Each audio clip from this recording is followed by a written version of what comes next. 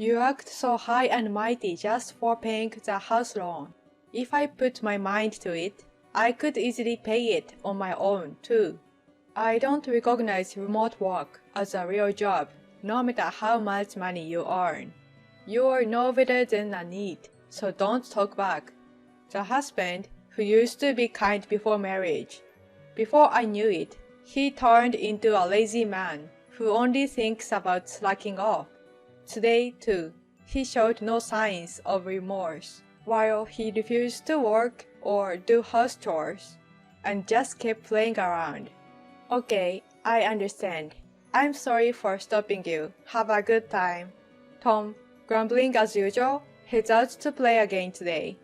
As I watch his retreating figure, I can't help but let out a stifled hum, ha ha ha, as I press my phone to my ear. Hello? You can go ahead now. I am Emily. My late father used to leave all household matters to my mother and didn't do anything. You could say he was dedicated to his work, but because of that, I know my mother often cried. Even as a child, I always wished to marry someone who would also help around the house.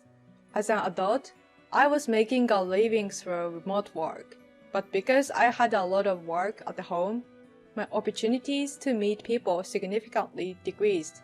A friend who was worried about me introduced me to a man. His name was Tom. He was a co-worker of my friend's husband. We started going out for meals together, and I found that we got along well in conversation. He left a good impression. He said he loved me and was considerate, but there was a slight concern. He had a habit of spending money extravagantly. Every time we went on a date, he always prepared expensive gifts. At first, I was happy, but as it happened more and more, I started to feel guilty. Don't worry, I work for a major corporation, you know. With such confidence, he and I began discussing marriage. I couldn't marry someone like my father. When I told him I wanted to share household chores, regardless of our incomes, he smiled and agreed. After that, we got married and Tom kept his promise to share household chores. Being mature adults, we had some savings, so we worked hard and bought an apartment in a luxury condominium. We took out a loan and achieved a lifestyle that was many times more comfortable than before. The environment changed, and my work from home progressed, and we were living a harmonious married life with Tom. That was good, but for some reason, Tom was at home for long hours. He obviously had fewer work days than a normal employee, and he blatantly avoided the topic when I tried to talk about work, either running to chores or changing the subject. Suspecting something, I confronted him at dinner one day. Tom, are you really working? I am, but... As his eyes darted around, Tom sighed deeply as if giving up.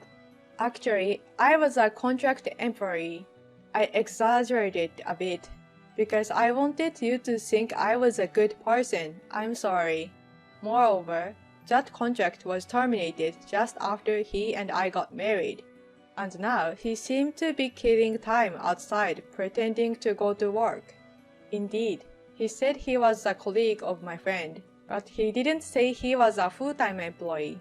It didn't seem like Tom had any intention of deceiving me, and I didn't really care about that in the first place. I didn't like that you kept your job situation a secret, but I didn't choose you because of your job.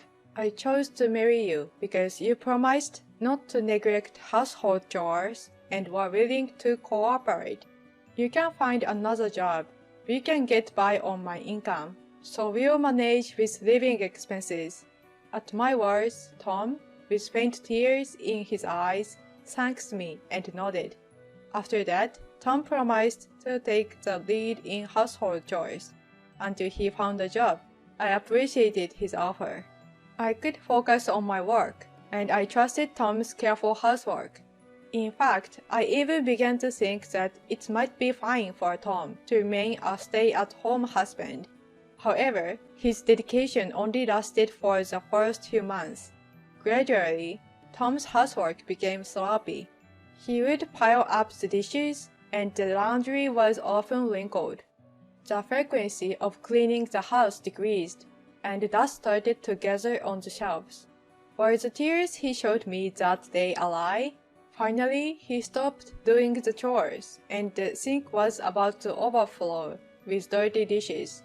When I pointed this out, Tom would visibly sulk. "I get it. Don't keep ordering me around. It makes me lose motivation. If you are leaving it to me, I should be able to do it at my own pace. It's always so bothersome." Saying that, he clicked his tongue and started doing the chores silently. It didn't make me feel good either. When I slowly started to help with the chores, he completely took advantage of it and barely even took out the garbage anymore. And, inversely proportional to his housework time, his time playing outside kept increasing. We have an allowance system at home, but he would use up his money at the beginning of the month and ask me for more. He wouldn't tell me what he was spending it on, but he seemed to be pouring it into gambling, like horse racing and casino. When he lost at gambling, he would come home sullen and drink the beer in the fridge. When he won and made money, he would drink outside and come home by taxi. He had become a typical deadbeat husband. "Hey, you don't do any housework lately, and all you do is play. Are you actually looking for a job? You don't understand, Emily. Men need play. Socializing brings in work, and also nurtures talent. You, who are always fiddling with your computer at home, might not understand, but I'm actually worried. You should get some sunlight occasionally." My warnings went unheeded, and he just turned his drunken face to me. Unable to bear it, I scolded Tom. "The one who doesn't understand is you. You don't even work, so you don't need to nurture any talents. What you need now is a workplace where you can work hard, even if it's a humble one. At first, you were helpful because you did chores and supported me in various ways. But now you are just a burden. Do you know our lawn here isn't cheap?" When I said that, Tom's face turned red with anger, and he downed his beer. "What about work? I'm trying my best too. What's wrong with having a little fun to relax? There's a woman in the house who only fiddles with her computer and acts like she's working. I can't get any rest. And what about paying the loan? Are you so great? Anyone can pay a mortgage. If I got serious, I could pay it all off at once." Tom violently threw the empty beer can into the sink and left our conversation midway to disappear into the bedroom. "I'm tired because of you. I was thinking of getting serious from tomorrow, but I'll do it another time." "When is that other time? In a few days? Or a few years?" After that, Tom started getting more irritated with me. No matter how much I cautioned him, I was only met with rebuttals, so I gradually stopped saying anything. Living alone would be somewhat easier than this. Before I knew it, I realized I felt more relaxed when Tom was out having fun, even though I used to wish he'd come home instead of hanging out. Are we at a point where we should be patient? Or should we break up? Such thoughts occupied my mind, and the times when I couldn't focus on my work increased. One day, Tom came back drunk in a taxi. When I went to the entrance to meet him, he was smiling cheerfully. "You seem to be having fun. Did you win at casino?" "Yeah, I guess I'm really a genius. I made $1,000 in a day. I'm a man who can do it if I try." I wonder how much he drank to be so cheerful after winning at gambling.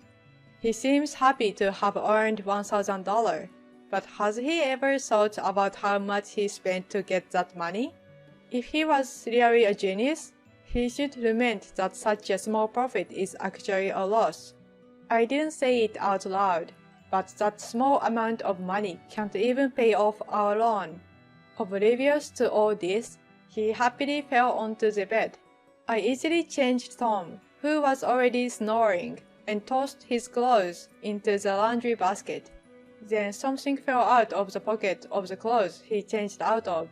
It was a ring and an earring. I didn't recognize the earring, but the ring was something I had seen many times. It was our wedding ring. When I smelled the clothes again, I could also smell a woman's perfume. To be honest, I had suspected that he was having an affair outside due to his increased nightlife. Even then, the part of me that still believed in Tom, no matter how much he changed, denied it. However, today, Tom had deliberately removed his wedding ring to meet a woman. If this isn't called betrayal, what is it? Feeling a big hole in my heart, I decided to hire a detective agency to investigate Tom in the future. Then, evidence of infidelity came pouring in before I knew it. Moreover, the woman was a wealthy housewife who lived in the same apartment as us. Her family was the opposite of ours, with the husband working and the wife being a housewife, and she was having an affair with Tom using her husband's money. Both of us are struggling with families that lack common sense. I wonder if they got along because they are both being kept without working. Or perhaps he's bragging and talking about a fake version of himself, like when he first met me. Either way, I can no longer trust Tom. I seriously decided to break up with Tom. When I was secretly preparing for a divorce so that Tom wouldn't catch on, Tom suddenly spoke to me. I'm going on a trip for 2 days and 1 night with friends from tomorrow. I'll buy you a souvenir, so give me some money. This is a trip with his affair partner, I understood intuitively. Normally, this would start a fight, but I took out several $100s from my wallet with a smile and handed it to Tom. If you are going with friends, I'll give you a bit more money. You can't have fun if you are very scraping by, right? I'm looking forward to your travel stories. Tom was surprised at my attitude, but he frowned unhappily when he took the money. You know, I've been thinking for a while now. You look down on me. The way you just said, that sounded like you're saying I'll give you some money because you don't have money. That wasn't my intention. Probably it's what Tom has been thinking about me all this time. You can't respect a man as a woman. I know that well because I'm out there networking. Don't get too full of yourself just because you're making a little money, got it? He said that and started counting the money I gave him. Then after receiving an additional $300, because it was a bit short, he finally went back to his room. He was a scumbag till the very end. Unaware of what was going on inside my heart, he cheerfully went out the next day. Have a good trip. I waved him off with a smile and closed the front door. As soon as I confirmed that the taxi Tom got into had left the apartment, I called a certain place. It was a local buyer. As soon as Tom went on a trip, I started setting everything in the house. The refrigerator, the stove, the bed, the table. I had everything removed except for a trunk case packed with my belongings. The room I had lived in for nearly a year was emptied in a matter of hours. Tom will be surprised when he gets back. I couldn't stop the laughter welling up inside me.